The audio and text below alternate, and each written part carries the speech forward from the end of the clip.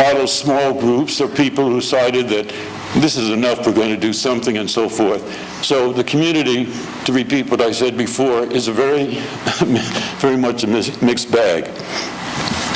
But getting back to Rwanda and that decision, that was the beginning of a recognition that the humanitarian imperative does not stand alone, that it has qualifiers, that you can do things to save lives, but that is not the be-all and end-all, that you have to acknowledge the cost, both in terms of the communities and in terms of the people you are expecting to perform that function.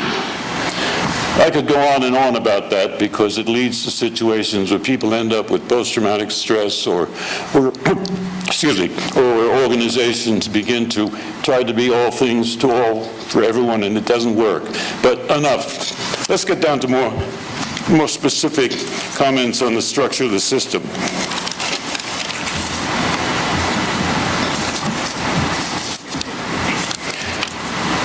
One of the beauties, if you will, of NGO operations is that you're allowed to get away with a lot, which more structured systems do not allow you to get away with.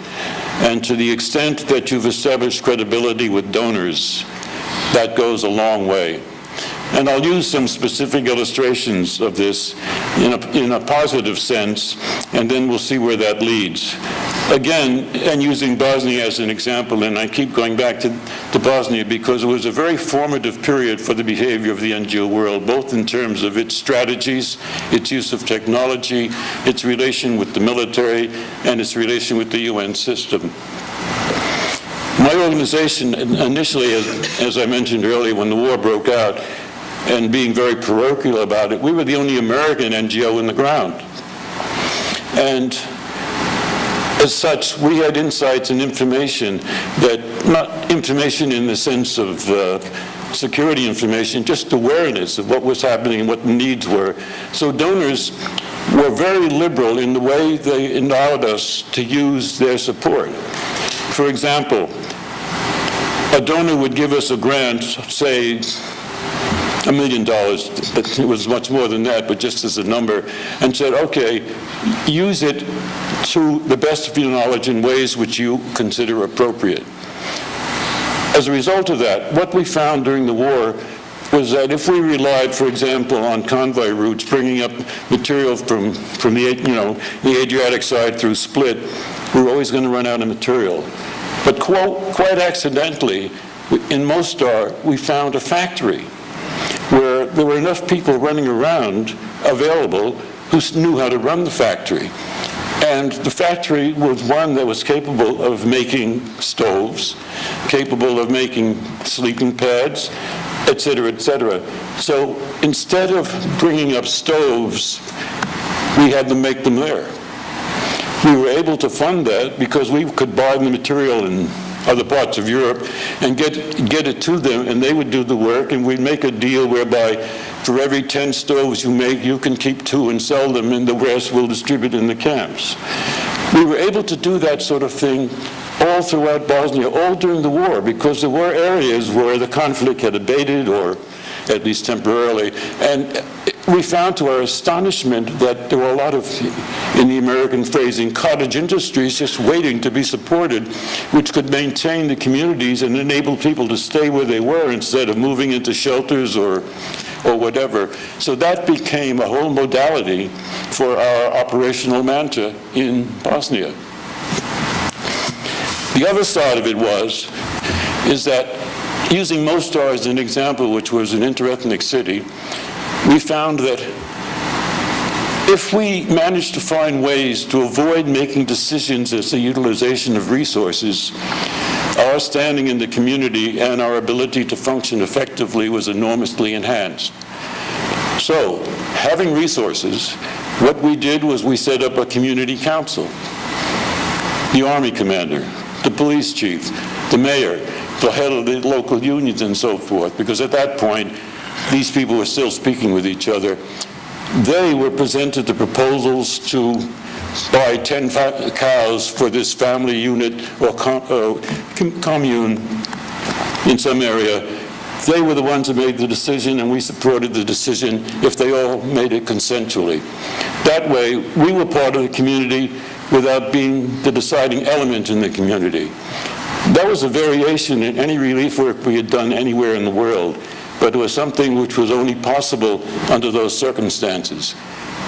Once the fighting started, of course, everyone reverted to type, and so we were back to square one, but for almost over a year, it worked.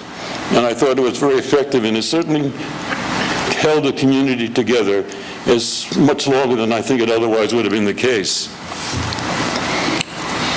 Methodology.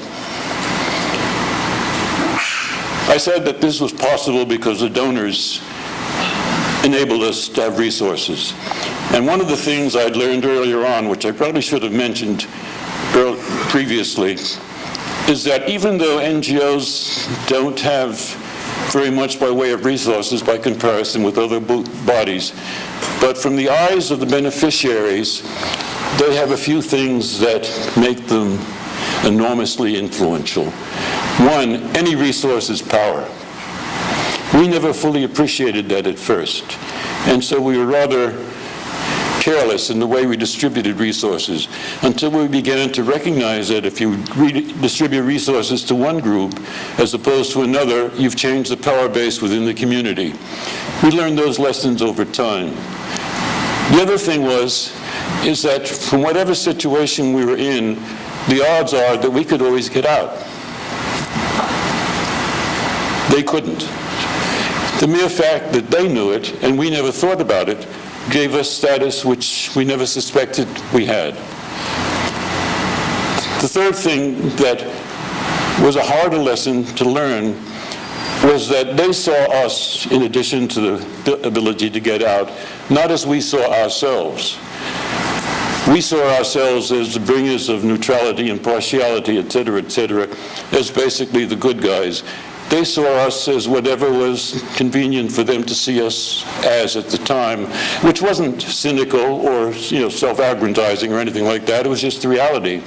But it taught us that to interact with the community, you had to drop the mantle of self-posture and see yourself through the vision of total strangers. The best field operators learned how to do that. Most simply proceeded mechanically because they never picked up on that little nuance of the human factor. Information. Since I've been here, there have been several conversations about, and obviously that's what the conference is about, information technology. And for a time, and we were talking about that this morning, information technology was an absolute luxury. I can remember situations where the only way to communicate was by sending someone up with a bicycle. Or even if you had the sat phone, in the early days of satellite phones, if the ship was in the Indian Ocean and moved, you had no communication, et cetera, et cetera. So the reliance on information technology was not initially a part of the system at all.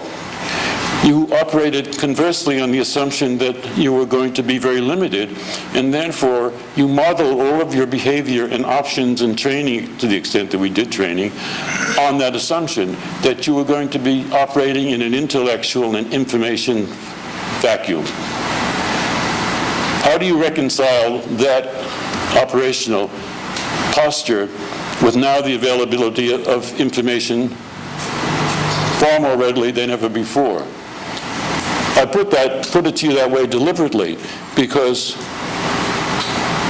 operational modalities require working on assumptions. Organizations do what they do best, and they're designed to do specific things. And in some cases, and I'll put it quite bluntly, information distracts you from doing what it is you think you do best. So you have to be very discriminating about when to use information and when, in fact, you want it and to whom you're going to pass it on. Now, this sounds sort of counterintuitive and not counter common sense, but one of the great dilemmas that organization people face in the field is when to use what they know given their resource limitations, the motivation of their staff, and the willingness of the community to deal with what you know, because sometimes you know things that the community itself sees very differently. So you're always trying to use filters for the technology, for the information, for the sharing of information, et cetera, which are not at all obvious or not at all present in any manual as such. There are categories of information, assessment, monitoring information, which are fundamentally critical. And when I moved into Washington and was directing the Office of Foreign Disaster Assistance, there's a manual with which some of you may be familiar, the USAID OFDA Field Operations Guide, so-called FOG, which has reporting standards and so forth, and it attempts to reflect ways of reporting information of criticality. In other words, limiting the information flow to headquarters or whatever to some things which are essential and which run across most operations anyway.